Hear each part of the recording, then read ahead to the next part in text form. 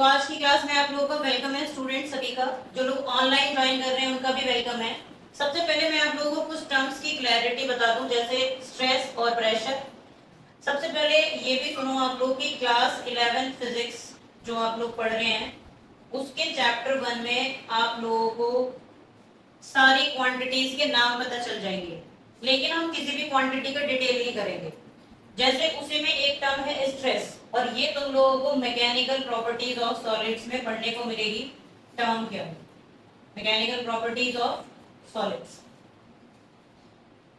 तो पहले थोड़ी सी कहानी सुन लो ताकि तुम्हें बाद में फिर ये दिक्कत ना आए कि हम क्यों पढ़ रहे हैं। जैसे मैंने पिछली क्लास में तुम्हें टॉर्क पढ़ाया था, टॉर्क भी तुम लोगों के लिए एक नई टर्म है, फिर भी मैंने हल्का सा आइडिया दिया था। तो उसी तरीके से स्ट्रेस सॉलिड्स वाले चैप्टर में आएगा, एक नया टर्म है। प्रेशर से कैसे रिलेटेड है आपने क्वेश्चन पूछा तो मैं आपको बता देती हूँ। प्रेशर आप लोग 10 और उससे भी पहले से पढ़ते आ रहे हो। क्या होता है बेटा? Force upon area. ठीक है। अब फोर्स अपॉन एरिया का मतलब जब हम किसी भी सरफेस पर नॉर्मली अगर फोर्स लगाएं तो वो थ्रस्ट बन जाता है। ये भी एक टर्म समझो। अगर सरफेस पे नॉर्मली प्रेशर एक्सर्ट करें, हाँ परपेंडिकुलरली, तो उसको हम क्या बोलने लगते हैं? थ्रस्ट। जैसे मैं थंब से इसे ऐसे प्रेस करूं तो ये क्या होगा? थ्रस्ट होगा। लेकिन अगर किसी भी बॉडी पे किसी और तरीके से फोर्स लगाई जाए, ऐसे लगाई जाए, ऐसे लगाई जाए, एंगल से लगाई जाए, तो वो उस पे एक प्रेशर एक्सर्ट करेगी। जैसे मैं इसे दबाऊं, यहाँ से दब रहा है ये, तो ये इस पे क्या एक्सर्ट कर रही है? प्रेशर। और इस प्रेशर को ही हम लोग क्या बोलते हैं बेटा? Force upon area. अब क्वेश्चन आता है कि ये स्ट्रेस क्या चीज है? स्ट्रेस एक्चुअल में क्या होता है, इसको समझने के लिए तुम्हें एक थोड़ा सा, जब तुमने क्वेश्चन पूछा तो मैं तुम्हें बता रही हूँ, एक एक्सपेरिमेंट की हेल्प से आप इसे समझ सकते हो।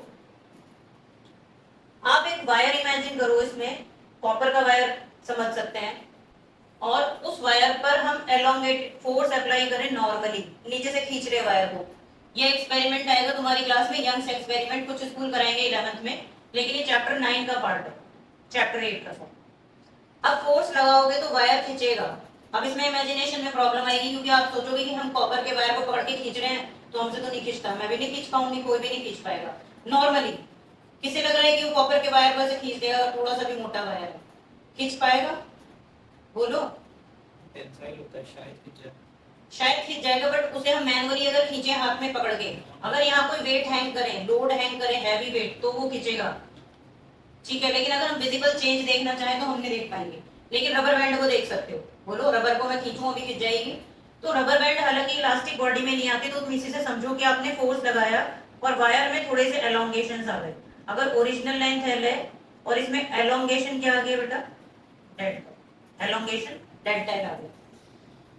अब उसके बाद क्या किया जाता है कि ये वेट हटा लिया, तो वायर के जो चेंजेस आए थे मॉलिक्यूल्स में वो वापस जाते हैं कुछ हद तक, पूरा नहीं, कुछ हद तक। जैसे रबर बैंड से समझ पाओगे, मैंने रबर बैंड को खींचा, एलोंगेट हो गई, छोड़ दिया, वापस कंप्रेस हो गई, ऐसा हुआ कि नहीं हुआ?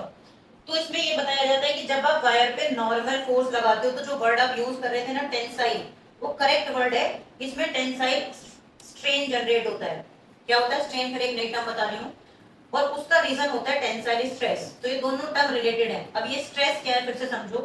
स्ट्रेस एक्चुअल में फोर्स अपॉन एरिया ही होता है। फॉर्मूला इसका प्रेशर के जैसा होता है, इसीलिए दोनों टर्म सेम है। लेकिन इस फोर्स में डिफरेंस क्या है बेटा? जब आपने नॉर्मली फोर्स लगा के छोड़ दिया वायर को, तो ये ऊपर जाके जो अपनी पोजीशन को रीगेन करेगा उसको रीस्टोरिंग फोर्स बोलते हैं। क्या बोलते हैं? और वो वायर में अंदर से लगेगी, हम नहीं लगा रहे, हम दबा तो रहे नहीं है उसे, तो हम उसे लगाएगी वो वायर की अपनी इंटरनल कैरेक्टरिस्टिक।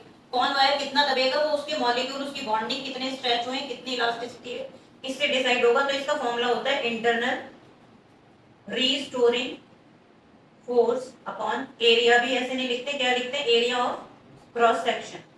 क्रॉस सेक्शन का मतलब क्या? ये वाला पार्ट। अगर तुम इसे कट करते चले जाओ तो ऐसे ही सेक्शन बनते चले जाएंगे अंश, तो उसको क्रॉस सेक्शनल एरिया बोलते हैं, जो सर्कुलर सेक्शन। तो ये फॉर्मूला हमारे पास स्ट्रेस का, फोर्स अपॉन, नॉर्मल में यही मैथ्स लगाएंगे, क्या लिखेंगे? Force upon area. समझ गए? कोई डाउट है स्ट्रेस को लेकर? तो स्ट्रेस वही है जो हम लोगों को भी होता है, हमें भी तो हो जाता है स्ट्रेस, एग्जाम का स्ट्रेस, बड़ों को फाइनेंस का स्ट्रेस। तब हमारे स्ट्रेस में क्या होता है जानते हो? सर दर्द। सर की नसें हमारी ऐसे लगते से खिंच रही है, दुखता है सर? कभी दुखा है तुम्हारा? आज तक नहीं दुखा, कभी एग्जाम का स्ट्रेस नहीं हो, ये तो बहुत अच्छी बात है। किसी को दुखा है आप में से आज तक कभी सर में दर्द, सर जैसे दुख रहा हो, दर्द हुआ हो? इतना बड़ा एग्जाम देंगे तो नहीं, सर छोटे में भी ले रहे हैं आजकल, तो आप तो बहुत लकी हो उसमें कि आपको नहीं हुआ और होना नहीं चाहिए। बट मैं एग्जांपल दे रही हूँ कि वायर भी वही स्ट्रेस फील करता है, हम भी वही स्ट्रेस फील करते हैं, और रीजन होती है इंटरनल रीस्टोरिंग फोर्स। बाहर से हमें कम मिलती है, हम खुद अपनी ज्यादा क्रिएट करते हैं, और एरिया ऑफ क्रॉस सेक्शन आ जाता है। आपके दिमाग में स्ट्रेस क्लियर हुआ या नहीं हुआ? बोलो। और जैसा आपने बोला कि रबर इलास्टिक बॉडी नहीं होती, हाँ, रबर इलास्टोमर में आएगी। अब ये पूरा चैप्टर हो जाएगा फिर सॉलिड्स। और ऐसी मैं तुम लोगों को अब 30, मैं 20 टर्म तो पढ़ा चुकी हूँ, आने वाली जो 17 टर्म है वो सारी की सारी 11th की नई टर्म है। और अगर आप मुझसे सीखना चाहोगे तो समझ लो कि पूरा साल निकलेगा हमें, एक एक टर्म अपने आप में बहुत वाइड, सारे चैप्टर आ जाएंगे। अभी मैं तुम्हें कोफिशिएंट ऑफ विस्कोसिटी पढ़ाऊंगी, इट्स अ न्यू टर्म, और वो फ्लूइड मैकेनिक्स में आती है। पूरा एक दिन लगता है मुझे जब वो टॉपिक में कराती हूँ। तो अब आप सोचोगे इसी चैप्टर में मैं 17 की 17 टर्म एक्सप्लेन करूँ तो 17 चैप्टर ही है, तो इसलिए तुम्हें ऐसे ही याद करने पड़ेंगे। हल्का फुल्का मैं बता दूंगी, उससे थोड़ा आप रिलेट कर पाओगे, बस इतना कर सकते हैं। तो क्या स्ट्रेस क्लियर हुआ? और स्ट्रेस का आफ्टर इफेक्ट क्या होता है स्टूडेंट्स? स्ट्रेन। स्ट्रेस का आफ्टर इफेक्ट क्या होता है? स्ट्रेन। और स्ट्रेन को क्या बोलते हैं बेटा? ये जो लेंथ बढ़ी और ये जो ओरिजिनल लेंथ थी, तो इसका जनरल फॉर्मूला होता है चेंज इन कॉन्फ़िगरेशन। इसमें भी मैं तुम्हें क्लियर करूंगी अपॉन ओरिजिनल कॉन्फ़िगरेशन। मतलब क्या है कि अगर हम एक रबर बॉल ले लें और उसका वॉल्यूम V है, और अगर हम उसको दबाएं, हर तरफ से उस पर फोर्स लगाएं, ये भी नॉर्मल फोर्स होती है, तो बॉल दब जाएगी कि नहीं दबेगी? रबर बॉल को चारों तरफ से मशीन से दबाएं, हम हाथ में ले लें और ऐसे दबाएं तो दबेगी, और दब गई तो उसका वॉल्यूम क्या हो जाएगा? डिक्रीज। अब तुमने क्योंकि बात छेड़ी है तो मैं पूरा बता रही हूँ, ये फिर वॉल्यूम डिक्रीज हो रहा है और उसको वॉल्यूमेट्रिक स्ट्रेन बोलते हैं, और ये टेंसाइल स्ट्रेन होता है। और इसमें आने वाला भी नॉर्मल स्ट्रेस है क्योंकि नॉर्मली फोर्स लग रही है, और इसमें भी आने वाला नॉर्मल स्ट्रेस है। उसको टेंसाइल मतलब जो लीनियर होता है उसको जो लीनियर होगा वो टेंसाइल होगा, ये चारों तरफ से लग रहा है नॉर्मल, तो वॉल्यूमेट्रिक है। और जो ये प्लेन पे लगेगा इसको वैसे इसका पर्टिकुलर नेम होता है हाइड्रोलिक स्ट्रेस। अब तुम मुझसे पूरा चैप्टर पढ़ रहे हो, बाकी लोग बेटा अवेयर है ना, मेरी गलती नहीं होगी। अब इसमें सिलेबस पीछे जा रहा है। ये हाइड्रोलिक नहीं, सुनो, ये हाइड्रोलिक स्ट्रेस है, और जब तुमने ये हाथ ऐसे घुमाया प्लेन पे लगेगा, तो ये प्लेन पे लगता है, इसको शियर स्ट्रेस बोलते हैं। ठीक है, तो हर एक नई टर्म जानने के बाद आपके माइंड में 4 क्वेरी आएंगी, तो बेटर है वेट फॉर द सेशन। नहीं, अब तुम पूछोगे शियर स्ट्रेस क्या होता है? आपने बोला कि जब रबर बॉल को दबाएंगे तो उसका वॉल्यूम कम होगा। हाँ, लेकिन तब वॉल्यूम ऐसे कम होगा बेटा, साइज में पतली हो जाएगी। अब ये वैसे पॉसिबल नहीं है, मशीनों से पॉसिबल है। हम हाथ से दबा के तो हम टेम्परेरी इमेजिन कर सकते हैं, टेम्परेरी। अब जैसे मैं तुम्हें कागज का एक बॉल बना के दिखा दूं, जैसे हम बनाते हैं कि ये सपोज हमारे पास कागज, पहले मैंने इसे हल्का सा मोड़ा, ठीक है, ये इसका एक शेप प्रॉपर तो लेगा ही नहीं क्योंकि पेपर है, तो इसका ये अपना वॉल्यूम होगा। अब मैं इसे और ज्यादा दबा दूं चारों तरफ से, जैसे लड्डू बनाते हैं, सीधी सी बात है। आपने कभी हलवाई को लड्डू बनाते हुए देखा है? वो क्या करता है, पहले इतना सारा मटेरियल लेता है अपने हाथ में, फिर उसे गोल गोल गोल करते करते, तो वो क्या कर रहा है, शुरू में इतना बड़ा, और फिर उसका वॉल्यूम जितना उसे खाना है वो उसी हाथ से एडजस्ट कर देता है। तो वो क्या कर रहा है, उस पे नॉर्मल फोर्स लग रही है। फोर्स तो लग रही है, पर वॉल्यूम उसका जो अंदर का कंटेंट है वो तो उतना ही है ना। कंटेंट उतना, हाँ, कंटेंट नहीं निकल रहा, लेकिन कंटेंट कंप्रेस हो रहा है, स्पेसेस कम हो रहे स्पेसेस इंटरमॉलिक्यूलर सेपरेशन कम हो रहा है। उसने फिजिक्स की लैंग्वेज में बताया पड़ा कि जैसे देखो, अब ये कंटेंट, ये देखो बॉल दिख रही है, अभी मैं इसे और कंप्रेस कर दूं, और कंप्रेस कर दूं, कंटेंट कहाँ जा रहा है, लेकिन क्या हो रहा है, वॉल्यूम कम नहीं हो रहा। आंसर करो, नव्या। इसका एयर मॉलिक्यूल्स स्पेसेस में, हाँ, जो इसका इंटरनल गैप है मॉलिक्यूलर लेवल पे तो हम विजिबल ही नहीं है हमारे लिए। बट मुझे बताओ कि मैं अगर और मेरे से तुम में से कोई ज्यादा ताकत लगा दे तो इसको और बहुत छोटा सा बना सकता है। लड्डू का मैंने बहुत अच्छा एग्जांपल बताया, हलवाई लड्डू जब बनाते हैं तो वो इतने बड़े से उसको इस तरीके से कंप्रेस करते हैं ताकि वो बिखरे ना, और उसको छोटा सा बना दें। और ये इतना बड़ा चेंज नहीं होता कि जो तो छोटा सा होता है, जैसे तुम्हें लग रहा है कि इतनी बड़ी स्टील की बॉल इतनी सी रह जाएगी, इट्स नॉट पॉसिबल, बस वो थोड़ा सा कम होता है। चलो आगे, तो हम कहाँ थे? ये तो मैं तुम्हें लिखवाऊंगी क्योंकि 2 नए टर्म आपने छेड़ी हैं। एक स्ट्रेस, स्ट्रेस का फॉर्मूला मैंने लिख दिया, देखो मैं तो यहीं एडजस्ट करूंगी, आप टेबल में कर देना। फोर्स अपॉन एरिया, और ये होगा आपके पास न्यूटन, वो किलोग्राम में लिख लेते हैं, क्या होगा बेटा, किलोग्राम मीटर पर second square upon metre square, और फाइनली कितना आ जाएगा student, kilogram metre minus 1 s minus 2। ये बहुत इंपॉर्टेंट है। अब मुझे नंबर भी बता दो, इसका 22 21 कल हो गए थे। और इसका डायमेंशनल फॉर्मूला क्या बनेगा स्टूडेंट्स? m1 l-1 d-2। जब आपने छेड़ा है तो इसको पूरा कर लेते हैं। और भी बहुत सारे टर्म आ रहे हैं अब इससे रिलेटेड। ये ऊपर वाला सेक्शन हटा दो बस, वो साथ में ही समझाऊंगी, इसीलिए ऊपर से इरेज कर लो। अंश आपको नजर आ रहा है बेटा? और मुझे ये बताओ, ये ऊपर से सब हटा दूं? ये किसी को कोई जरूरत तो नहीं है इसमें? मैम स्ट्रेन भी लिखना है अभी? हाँ जी, स्ट्रेन भी लिखेंगे। स्ट्रेस का आफ्टर इफेक्ट स्ट्रेन होता है। क्या बोला मैंने? देखो, चारों तरफ से दबाया गया वो स्ट्रेस है, और उसके बाद जो होता है वो क्या होता है? स्ट्रेन। बाद में मतलब आपको चारों तरफ से डांटा गया। अब ऐसे आप बोल रहे मुझे कभी नहीं डांटा, मम्मी ने अलग डांटा, ये क्या मार्क्स लेकर आए हो? इतने कम? पापा ने अलग डांटा, बड़े छोटे बहन भाई ने अलग, कजन्स ने अलग। तो वो सब क्या है? चारों तरफ से फोर्स लगाई जा रही है आपके ऊपर। और उसके बाद क्या होगा जो आज तक आपको नहीं हुआ? सर दर्द। उसके वो तो स्ट्रेस क्रिएट कर रहे हैं अब आपके हर जगह पे। यहाँ से सुना उधर निकल गए, किचन में गए तो खाना दिया नहीं, तुम्हें खाना मिलेगा?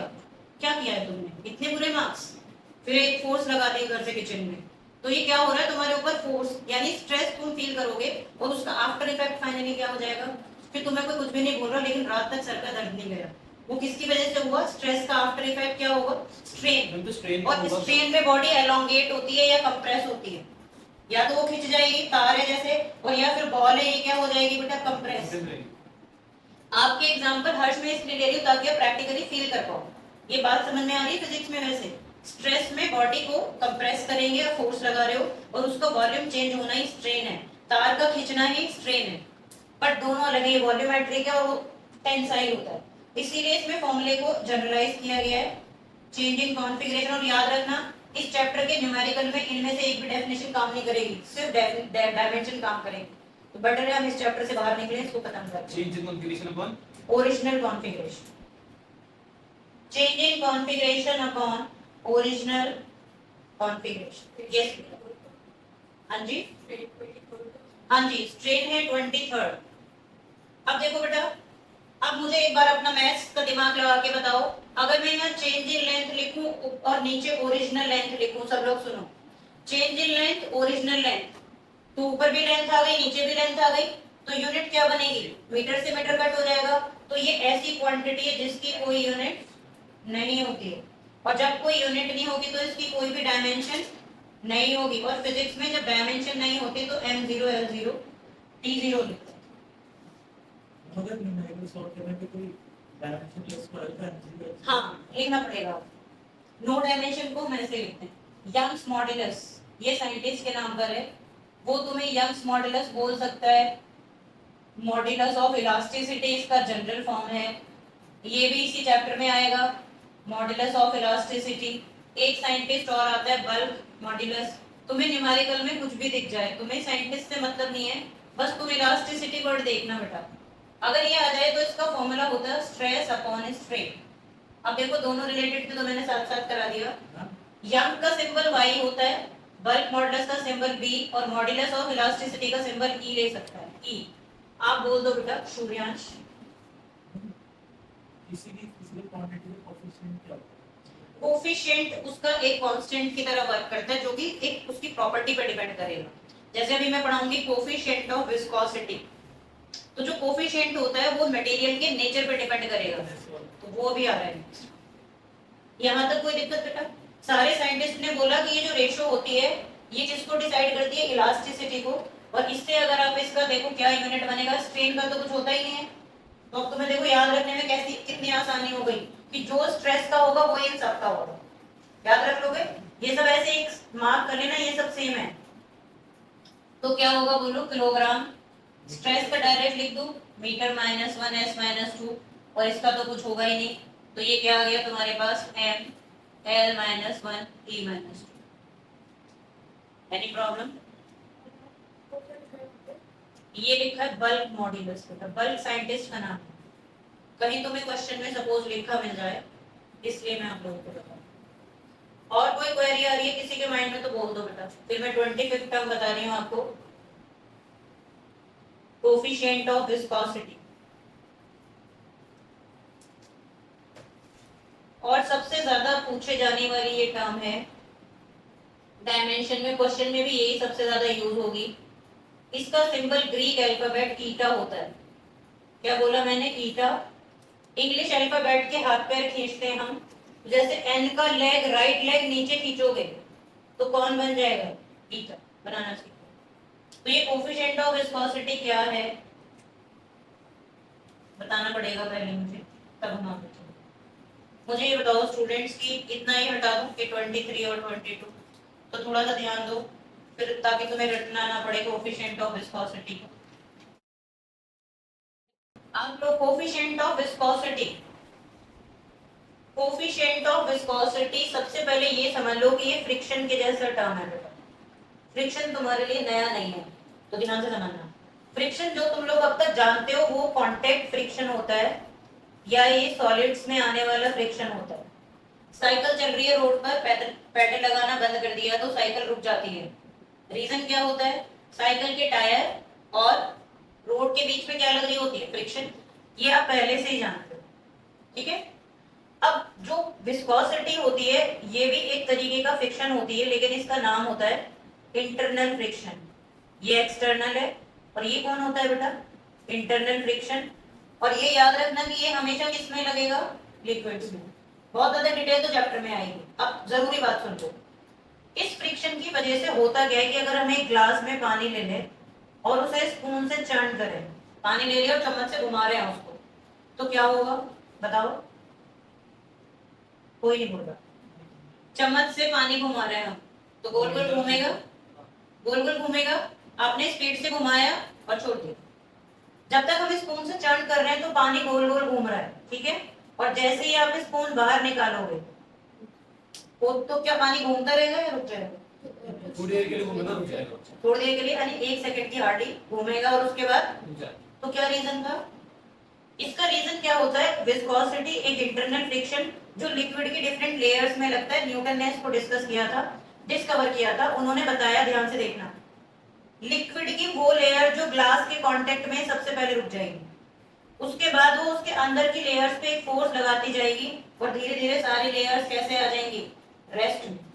बिल्कुल ऐसे समझो कि एक ग्लास में पानी ले और यहाँ गिरा दें हम, तो पानी क्या होगा? थोड़ी दूर चल के थोड़ी दूर तक गीला हो जाएगा और उसके बाद रुक जाएगा पानी वहीं पे गिराते।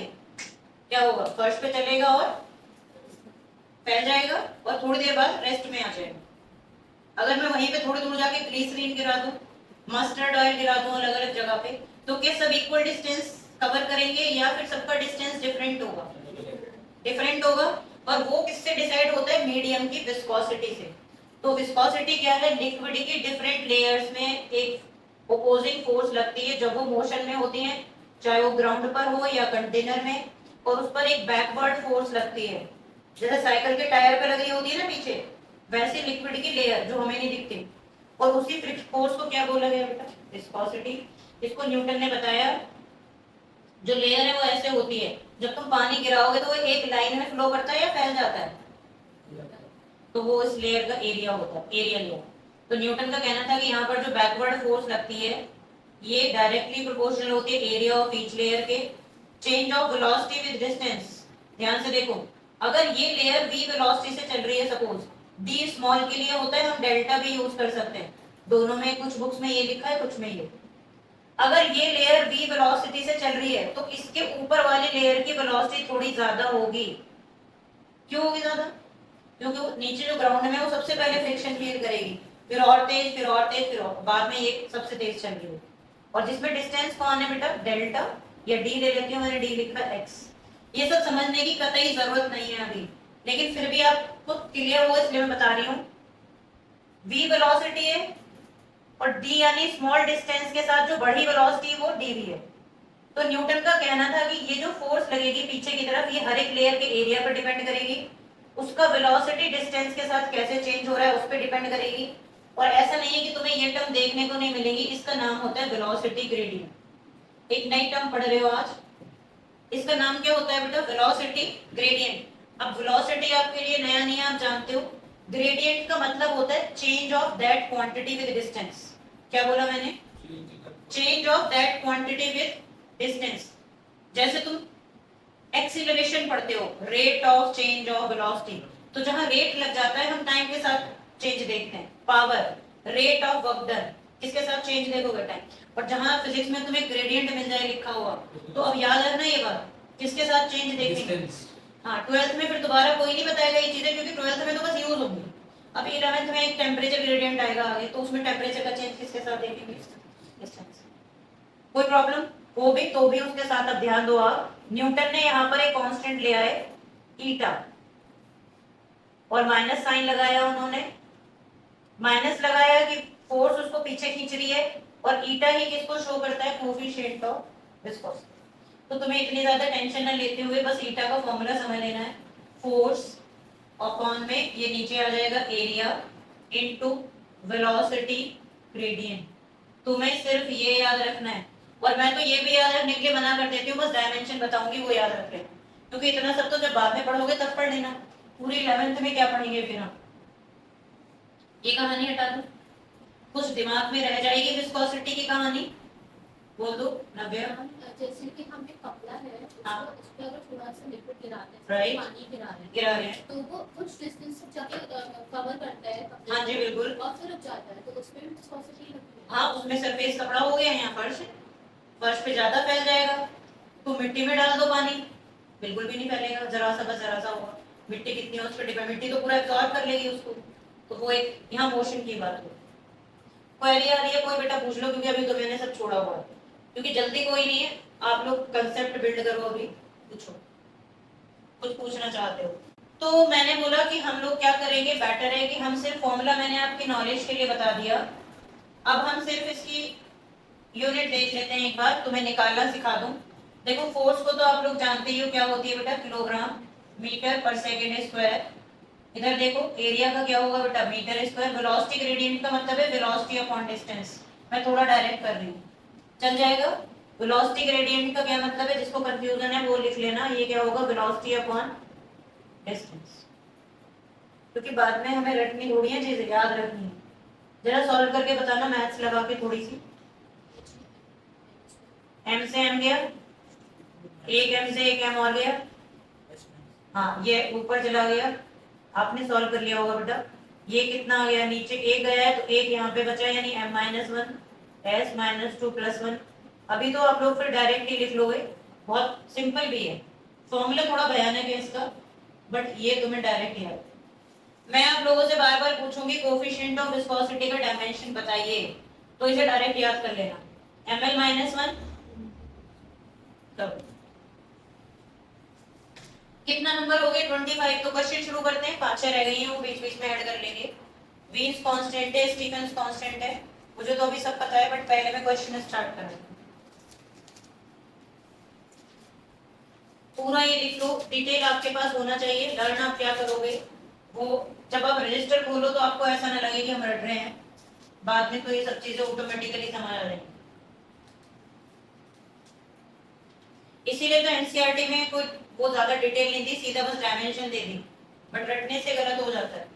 एप्लीकेशंस हेडिंग डाल दो, applications of dimension analysis, first application हम कर रहे हैं, फर्स्ट एप्लीकेशन हेडिंग डाल दो, चेकिंग द करेक्टनेस। आज शुरुआत करा दी, आज न्यूमेरिकल स्टार्ट कर रहे हैं हम लोग, अभी बता रहे हैं। आधे हो गया बेटा, ये हटा दो, अधिक आप नीति बोलो, ठीक है। तो आप लोग हेडिंग डालो, चेकिंग द करेक्टनेस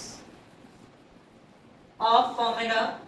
कोई भी न्यूमेरिकल करते हुए हमेशा याद रखना कि बेसिक से मत हटना, बस क्वेश्चन कितने भी नए आ जाएं, आपका बेसिक अगर स्ट्रॉन्ग है तो आप हैंडल कर पाओगे।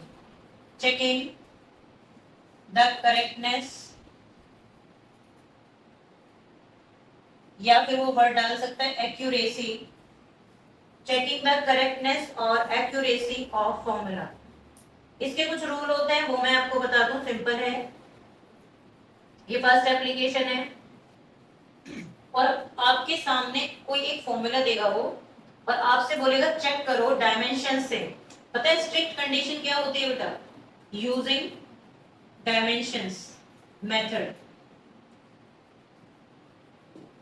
तो आपकी मजबूरी होगी डायमेंशंस को यूज करना, शॉर्ट में लिखा है मैंने, यूजिंग डायमेंशंस मेथड। अब हम एक ऐसे क्वेश्चन से शुरुआत करते हैं जिसको आप पहले से ही जानते हैं। आपके सामने मैं एक बहुत ही सिंपल सिचुएशन लिख रही हूँ, आप इसको जानते हैं बेटा, कौन है ये? फर्स्ट इक्वेशन ऑफ मोशन, ठीक है, 9th में पढ़ी थी। इस इक्वेशन से मैं तुम्हें सिखाऊंगी कि मेथड क्या है। देखो, कोई भी फॉर्मूला जो हमारे पास लिखा हुआ है, अगर आपसे वो चेक करने के लिए पूछता है तो उसका रूल नंबर 1 होता है कि आपको ये पता होना चाहिए कौन क्या है। जैसे जब भी कोई वो स्टैंडर्ड इक्वेशन देता है तो वो ये लाइन लिख देता है, symbols have their usual meanings, symbols have their usual. तो जानते हैं इस लाइन का मतलब क्या होता है? You must know the meaning of all, otherwise आप अपनी मर्जी से किसी का मीनिंग नहीं लोगे। वो जो बोलेगा वो लोगे आप। अगर वो बोले कि एक्स एक्सीलरेशन है, उसने बोल दिया सपोज, तो आपको लेना पड़ेगा। अभी फिलहाल अगर ये लाइन डाल दी तो यू मस्ट नो ये कौन है, इनिशियल वेलोसिटी, ये कौन है, फाइनल वेलोसिटी।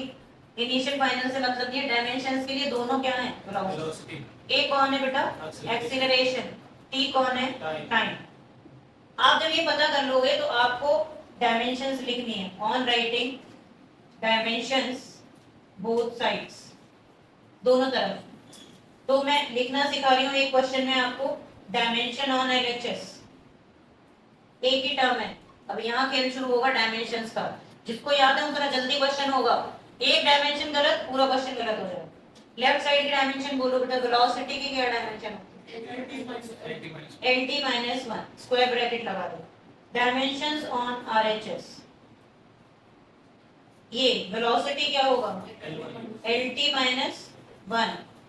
आगे बढ़ो, acceleration, LT minus 2, right, T time, capital T। इसके बाद फिजिक्स काम नहीं करेगा, मैथ्स काम करेगी। इनको सॉल्व करो, LT माइनस 1 प्लस, ये देखो यहाँ सेम नंबर की पावर मल्टीप्लिकेशन में ऐड होती है, बेसिक मैथ्स है हर्ष। तो ये कितना आ जाएगा बेटा, LT माइनस 2 प्लस 1। अभी मैं आप लोगों को दिखाने के लिए लिख रही हूँ, फिर तो आप डायरेक्ट कर सकते हो। तो ये कितना आ जाएगा बेटा तुम्हारे पास, RHS कितना आ जाएगा, बोलो ये कितना आया सॉल्व करके Tushar. LT minus 1 plus LT minus 1 mathematically 2LT minus 1 होगा, लेकिन प्रिंसिपल ऑफ होमोजेनिटी से ये क्या होगा, LT माइनस 1, क्योंकि प्रिंसिपल ऑफ होमोजेनिटी में L प्लस L 2L नहीं लिखते क्योंकि 2 एक नंबर है। अब आप देख सकते हो कि लेफ्ट और राइट साइड के डायमेंशंस सेम आ रहे हैं, यानी LHS इज इक्वल टू क्या है, RHS, और फाइनल रिजल्ट क्या आएगा, फॉर्मूला इज डायमेंशनली, बोलो करेक्ट। ये प्रॉपर मेथड है, आप नोट कर लो। हम बाकी के, मैंने एक ऐसी इक्वेशन से शुरू करा है जिसे आप जानते हो, स्टेप वाइज करो, क्योंकि टीचर्स स्टेप के भी मार्क्स कट कर लेते हैं। और अगर बीच में कोई भी नंबर आ जाता है, जैसे आपने पूछा 90, मैं आपकी नॉलेज के लिए बता रही हूँ बेटा, अगर यहाँ पे 2 भी लिखा हुआ हो सपोज, तो हम उसको ऑटोमेटिकली स्किप करेंगे जब डायमेंशन लिखते हैं। लेकिन अगर स्क्वायर आ जाता है तो उनको स्किप नहीं करते, क्योंकि वो तो पावर्स है। पहले ही कर लो, फिर एक सिंपल सिचुएशन आपको दे रही। हाँ बिल्कुल, मैं बताने वाली थी ये चीज, बस शुरुआत में कुछ लोग क्या करते हैं, v is equal to u plus a t है, तो आप इसमें ये भी कर सकते हो, on writing dimensions both sides. मैंने शुरू में शॉर्टकट नहीं बताया, तो आप सीधा यहाँ से कर सकते हो। b की डायमेंशन क्या होगी, LT माइनस 1, u की क्या होगी, LT माइनस 1, a की क्या होगी, LT माइनस 2। अब तुमने जो पूछा बेटा नीति, ये आपका क्वेश्चन तो सही है और मैंने बताना शुरू भी कर दिया, लेकिन अब प्रॉब्लम क्या है कि इसमें अगर तुम ये मेथड लेके चलती हो तो आपको जजमेंट पहले ही पता होना चाहिए कि ये इक्वल है कि नहीं है। जब आप अगर मैं यहाँ इज इक्वल टू लगाती चली जाऊँ और बाद में मुझे पता चलेगा ये तो इक्वल ही नहीं है, तो यहाँ इक्वल लगाना फिर भी गलत है। जो चीज हमें पता है कि इक्वल ही नहीं है, तो that's why we just use this method कि लेफ्ट साइड को अलग से सॉल्व कर लो, राइट साइड को अलग से सॉल्व कर लो, और फिर आप करो। अपनी प्रैक्टिस के लिए घर पे आप ऐसे कर सकते हो, बट वही रीजन है जिसकी हमें आदत पड़ जाती है ना, एग्जाम में वो इतना टाइम नहीं देते, फिर बड़ा पेपर बनता है। 11 से ही वो आदत डालेंगे, क्वेश्चन पेपर लेंथी बनाएंगे, ट्रिकी बनाएंगे, तुम्हें आदत डालेंगे। But this is the method, फिर आप लास्ट में जाके कट कर सकती हो। आप देखोगे अब यहाँ तो बाई चांस कट करना ही नहीं पड़ा, और यहाँ पे हमारा फाइनल आंसर क्या है, इससे तुम्हारा क्वेश्चन 50% में हो जाएगा, 50% टाइम में। समझ में आ रहा है, क्योंकि ये स्टेप तो लिखने ही नहीं पड़ेंगे। बट जिसको लग रहा है अभी धीरे धीरे हम सीख रहे हैं, वो ये मेथड कर लो, कोई बात नहीं, ये करेक्ट है। और ये फॉर्मूला वैसे करेक्ट नहीं है, सिर्फ कैसे करेक्ट है पता है क्यों? क्योंकि इसमें आने वाले हाफ, टू या साइन थीटा कॉस थीटा इनकी वैल्यू हम नहीं देख पाते, एक को छोड़ देते हैं ना, तो इसमें इसको डायमेंशन नहीं। पहले ये बता दो मुझे हर्ष, आपको कोई कंफ्यूजन आ रही है इसमें? तो एक क्वेश्चन आप लोगों के लिए, number 2, check the correctness of following formula. Check the correctness. ये फिर से मैंने आप लोगों को एक सिंपल मेथड के साथ करना, ये लिख लो बेटा इसमें, s यहाँ पर डिस्टेंस है, u यहाँ पर वेलोसिटी है, दोनों t टाइम है। आप डायरेक्ट मतलब जितना जो आपको इजी लगे वो कर सकते हो, थोड़ा स्टेप बस एक दो लिख लो, जल्दी में हमें गलती नहीं करनी। जब हमारी प्रैक्टिस अच्छी हो जाती है तो आप जल्दी कर सकते हो, नो प्रॉब्लम। हाफ को छोड़ दो डायरेक्ट बिना कुछ करे, क्योंकि हमें पता है कि सबको पता है कि हाफ यानी नंबर की डायमेंशन नहीं होगी, तो ये बताने की भी जरूरत नहीं है। जैसे आप लिखते हो किसी भी कांस्टेंट की, जैसे पाई आ जाए सपोज, छोड़ देंगे, अभी आएंगे वो चीजें, मैं बाद में धीरे धीरे बताऊंगी, अभी क्वेश्चंस दे रही हूँ। तो अभी तुम सिंपल सीख रहे हैं on writing dimensions both sides. इतना लिखने के बाद स्टूडेंट्स आप सीधा जब यहाँ पे डायमेंशन लिखोगे तो हाफ को स्किप कर सकते हो, ना लिखना है ना बताना है, ये ऑटोमेटिकली पता है कि किसी भी नंबर की डायमेंशन नहीं होगी। तो मुझे करके दिखाने की जरूरत है स्टूडेंट्स। अंश हो गया बेटा, क्लियर हो गया? और यहाँ पे एल आ जाएगा और ये आप शो कर दो, सॉल्व कर। और ज्यादा बेटर मेथड तो वैसे यही है कि एलएचएस की अलग लिख दो, 1 मिनट लगेगी, आरएचएस की वो ज्यादा। चलिए एक क्वेश्चन और दे रही हूँ आप लोगों को, फिर मैं क्वेश्चंस का एक पेज दे दूंगी आपको। क्वेश्चन लिखो,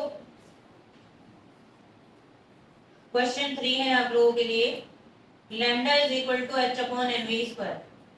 ये फॉर्मूला आपको चेक करना है।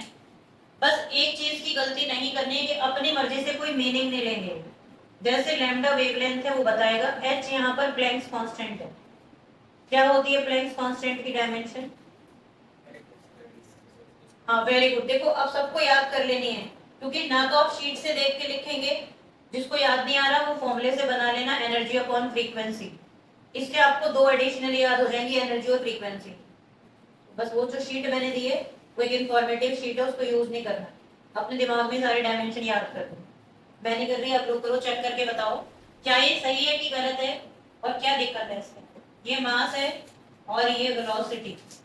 आप भी ऐसे लिखे और सॉल्व करना शुरू करो। एक लाइन बेटा प्लीज लिखने की आदत डालें, ऑन राइटिंग डायमेंशंस।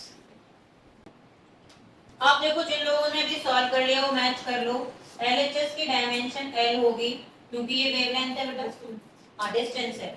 और अंश अगर हम यहाँ पे सॉल्व करेंगे बेटा आरएचएस में, तो प्लैंक्स कांस्टेंट की डायमेंशन क्या आएगी? t-1, इधर m, और वेलोसिटी क्या होता है? lt-1 whole square. ये आप याद रखना कि जो स्क्वायर है या फिर क्यूब होगा वो सब हमें इसमें अप्लाई करना पड़ेगा बेटा। m l2t-2 खत्म। और कौन गया? ये गया। और कौन गया? t-1 + 2। बाकी तो आप इंटेलिजेंट हैं, बट बी अवेयर, हमेशा जल्दी ना करें। और आप देख सकते हैं LHS is not equal to, so the formula is dimensionally incorrect, wrong, whatever be the option, आप उसके हिसाब से डिसाइड कर सकते हैं।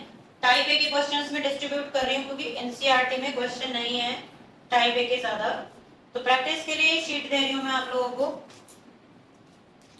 अपना नाम लिख लेना बेटा इस पर और एक फोल्डर में शीट लगाते जाना, क्योंकि बैग में अगर मोड़ मोड़ के रखोगे तो एग्जाम टाइम में नहीं मिलेंगी फिर, और इनसे ही सब क्वेश्चन आने। इसके अंदर टाइप ए और बी दोनों है। एक पीछे बी इसके बैक में है। टाइप ए के क्वेश्चन 1 से लेके 13 तक है जो हम लोगों को करने हैं आज। जितना बचेगा होमवर्क में करना। पहला क्वेश्चन मुझे सॉल्व करके बताओ। Let's start with question 1।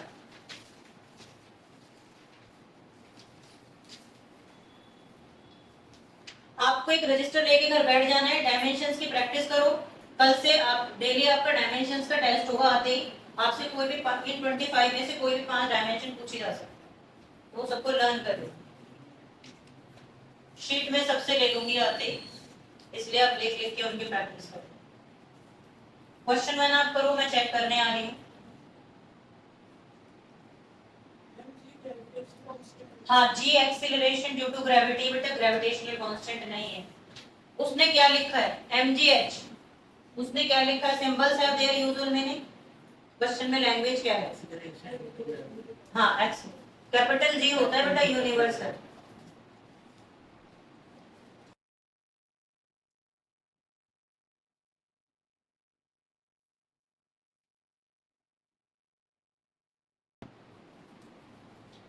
Physics के क्वेश्चंस की लैंग्वेज ही इंपॉर्टेंट होती है, तो वो आप बस बाकी क्वेश्चंस क्योंकि करेंगे, तो जिसका हो गया वो आगे नेक्स्ट क्वेश्चन कंटिन्यू कर दे। जैसे इसमें 1/2 mv स्क्वायर है, इज इक्वल टू इंटेज, राइट, तो पहले mm काट के कर सकते हैं। नहीं, हाँ ये गलती मत करना बेटा, ये गलती नहीं करेंगे आप, क्वांटिटीज को नहीं उड़ा सकते हैं, because this is a quantity in itself, kinetic energy. और अगर आपने हाफ mv स्क्वायर में m को m से उड़ा के किया तो आंसर ठीक आ सकता है, मैथ्स बिल्कुल सही हो सकती है, लेकिन फिजिक्स की क्वांटिटी खत्म, डेथ हो चुकी है काइनेटिक एनर्जी की। बताओ, m से m उड़ा दोगे तो बचेगी काइनेटिक एनर्जी, तो ये आप नहीं कर सकते। तो आप मैथ्स लगाएंगे बट बाद में सॉल्विंग के टाइम पर बता, इस तरह से क्वांटिटीज को नहीं उड़ाना। तो हम आपको जरा क्वेश्चन 2 की एक बार लैंग्वेज पढ़ के मुझे ये बता दो कि किसको समझ आ गया कि इस क्वेश्चन में करना क्या है, बाकी तो फिर तुम घर पे कर लोगे। हाँ, क्वेश्चन 2 आपको समझ आ गया। हाँ देखो, पहले मैं पहला क्वेश्चन बता दूं बेटा, और बहुत ही आराम से हमें चीजों को करना है, जल्दी नहीं करना। देखो इधर हाफ mv स्क्वायर में बेटा जब डायमेंशन लिखोगी तो हाफ को छोड़ दोगी, मास क्या होगा m, ये बताओ इन्होंने सही, और वेलोसिटी का क्या होगा lt माइनस 1 होल स्क्वायर, इधर मास m, ग्रेविटी का क्या होगा lt माइनस 2, यही तो चीजें काम आएगी, और h हाइट का क्या होगा बेटा h। अब कोई स्टूडेंट बोले कि हमें तो ये पता है कि h तो प्लैंक्स कांस्टेंट होता है, और वो जबरदस्ती यहाँ रख ले, तो उसका तो गलत ही हो जाएगा। क्वांटिटी के सिंबल सेम हो सकते हैं क्योंकि 26 ही अल्फाबेट है, बट जो बेसिक है वो आपको पता है या फिर वो बताएगा आपको। तो ये पोटेंशियल एनर्जी है, स्क्वायरिंग कर दो, कितना आ जाएगा आद्या ml2t-2, और ये कितना आएगा बेटा m। अब ये हाइट है तो इसकी डायमेंशन क्या आएगी बेटा l, हाइट लेंथ की फॉर्म होगी, और ये दोनों मैथमेटिकली क्या होंगे ml2, तो ये कितना आ जाएगा विधि, करें बोलो। हाँ, सेकंड वाले की लैंग्वेज समझो। देखो अभी आप बिल्कुल ये मत समझना कि हमें समझ नहीं आ रहा, तो शुरुआत है, अभी चीजों को भी आप सीख रहे हो, जल्दी जल्दी नहीं करना, आराम से सीखो। सेकंड वाले क्वेश्चन की लैंग्वेज रीड करो आप, नव्या थोड़ा जोर से पढ़ के सुनाओ। The unit of energy is joule, which is kg meter square per second square. That of speed d is meter per second, and of acceleration a is meter per second square. Which of the formula for kinetic energy k given below can you rule out on the basis of dimension arguments, where m stands for the mass of the body? Rule out का मत, बस rule out इसके अंदर keyword है, तो समझ लो। आपको उसने काइनेटिक एनर्जी बोल रहा है, k फॉर काइनेटिक एनर्जी, क्या बोल रहा है बेटा k फॉर, और आपको 4 फॉर्मूले दे दिए a b c d, सब क्वेश्चन के लेफ्ट में देखो काइनेटिक एनर्जी है, और राइट साइड को सॉल्व करना है विधि डायमेंशन से। अब रूल आउट का मतलब है कि जो रॉन्ग है उन्हें बाहर निकाल लेना, मतलब जो आंसर दिया हुआ है ना वो रॉन्ग वाले रिलेशन होंगे, रूल आउट का मतलब ये होता है। हिंट लिख लो, चेक कर लोगे। अब इसमें चारों पार्ट, 4 क्वेश्चन बन गए, मतलब चारों में चेक करना क्या लेफ्ट और साइड इक्वल आ रहे हैं, अगर इक्वल आ गए तो ठीक है, और अगर नहीं आया तो फिर वो आंसर आ जाए। रूल आउट का मतलब ये है कि कौन से रॉन्ग है उनको बाहर निकालो, और बाहर निकालो का मतलब वही आंसर होगा। समझ आ गया विधि? नहीं, कौन सा वाला करूं बोलो, यही वाला। जैसे देखो अब इसका ए पार्ट पढ़ो, मैं तुम्हें क्वेश्चन करके बताती, ए पार्ट रीड करो, रीड करो। हाँ, ऑप्शन नहीं है बेटा ये, these are the questions, part of, these are not the options, part of the question, you have 4 questions, 1 2 3 4, चारों को चेक करना। 5 है, राइट, ई भी है, चेक करना, 5 क्वेश्चन है, एक ही क्वेश्चन में 5 क्वेश्चन है, करके दिखा दो, जो टफ लग रहा है वो मुझे बता दो, लास्ट वाले ई पार्ट कर दो। ना ना, ऑप्शन नहीं है, ये सारे क्वेश्चन है। बोलो स्टूडेंट्स, टाइम ओवर होने वाला है, कि आप लोग ट्राई करके आएंगे ये क्वेश्चन सब होमवर्क में, इसमें से कोई पार्ट मुझे करके बताना है। चलो एक पार्ट में करके बता देती ठीक हूँ। है ई पार्ट मैं कर रही हूँ, जैसे k is equal to half m v square plus m a. इधर ध्यान दो सारे स्टूडेंट्स। तो एलएचएस में हमारे पास काइनेटिक एनर्जी है, और काइनेटिक एनर्जी अभी आपने निकाला बेटा क्या आता है, ml2। अब आप राइट साइड पे चले जाते हैं, चलो जरा। जब आप राइट साइड पे चले जाते हो सूर्यांश, तो कितना आता है बेटा, हाफ, एक नंबर है छोड़ देंगे, मास का क्या आएगा m, वेलोसिटी का क्या आएगा बेटा 20 माइनस 1, मास का क्या आएगा बेटा, और ये कौन आएगा LT माइनस।